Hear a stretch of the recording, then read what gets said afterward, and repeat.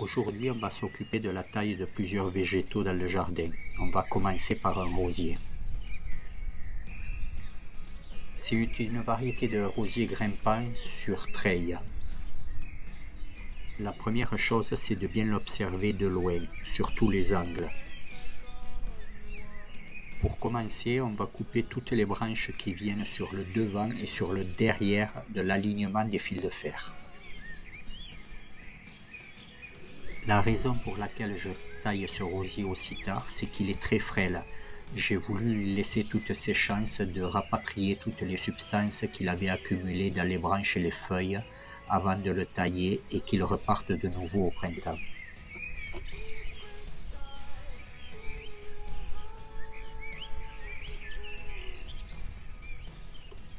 Même si cette branche vient sur le devant, je la laisse, elle nous servira plus tard.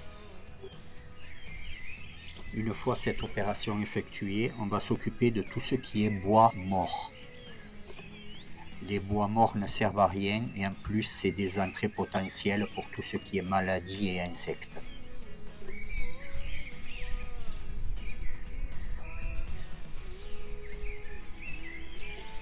On n'oublie pas de vérifier s'il n'y aurait pas de départ sous la greffe.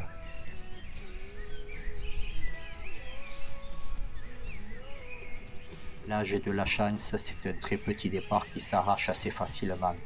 Souvent c'est des gros bourgeons qu'il faut couper au sécateur.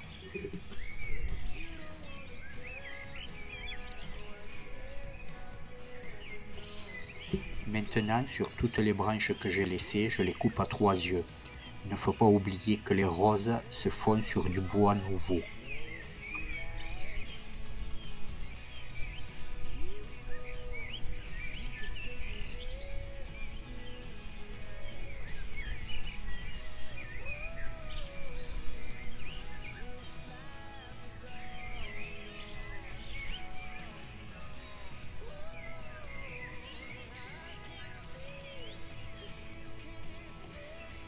Je prends un petit peu de recul et je pense que là c'est à peu près bon.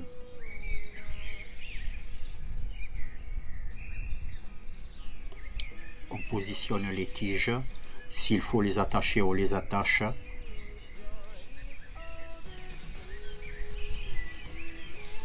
La tige qu'on a laissée tout à l'heure nous servira pour rééquilibrer le rosier qui est un peu dénudé sur sa droite.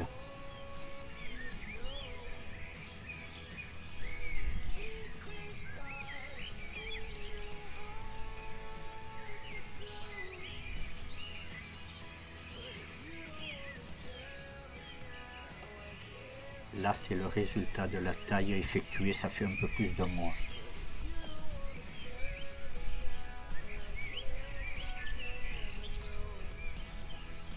Pour notre prochaine taille, on va s'occuper d'un agrume de 2 ans qui a gelé pour la seconde année consécutive.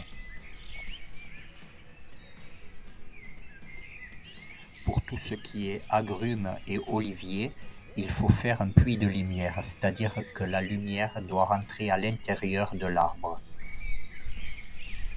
On coupe aussi toutes les pointes pour le contraindre à s'étouffer sur le bas.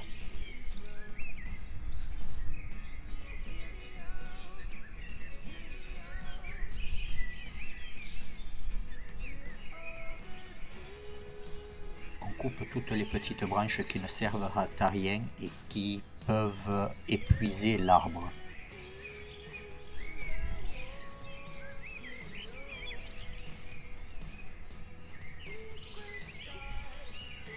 Voilà, en espérant qu'il ne gèle pas une troisième fois.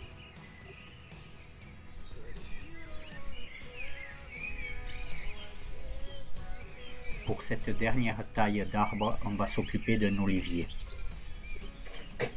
Comme vous pouvez le voir, il est très fourni. Il m'a fait de très grosses olives, mais en très petite quantité. Voici toute la récolte de l'année dernière.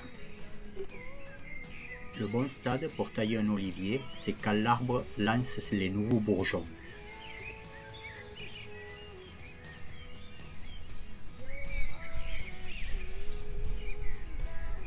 On commence par supprimer toutes les branches qui partent à la verticale. Un olivier se conduit horizontalement.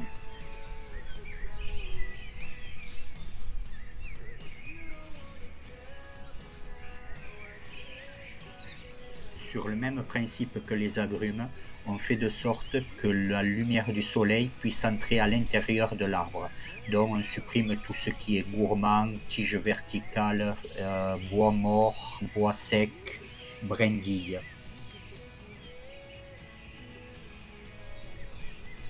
On passe sous l'arbre pour couper toutes les branches qui, avec le poids, pourraient toucher la terre.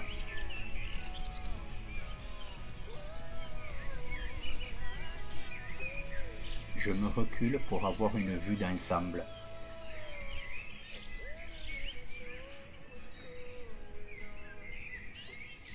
On peut voir la différence entre avant et après. On voit qu'il est bien dégagé, il a la forme d'un parasol. Pour la taille d'olivier, il vaut mieux la faire par temps sec. Si vous avez enlevé des grosses branches, badigeonnez les cicatrices avec de la boue mélangée avec un peu de miel. C'est un excellent antifongique.